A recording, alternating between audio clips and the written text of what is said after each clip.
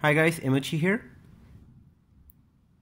So I've noticed that whenever I try to take a picture using my Xiaomi phone, using the volume button, it always has a timer delay.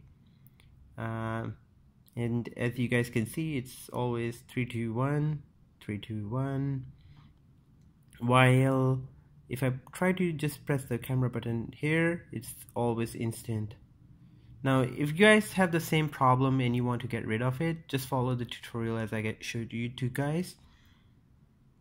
What you guys need to do is go in options, and one thing you need to make sure is there is no timer here. Now that means that it's 0. This means 3 seconds.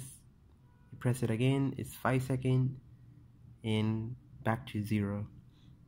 The second thing you should do is go in settings, scroll down, and there would be an option called as volume buttons function. Click on it, and instead of shutter countdown, set it to just shutter. Go back, and now when you press the volume button, the photos will be instant. And we can try it with the camera button here as well, and it's instant. And as you guys can see, it solves your problem. Thank you for watching this video.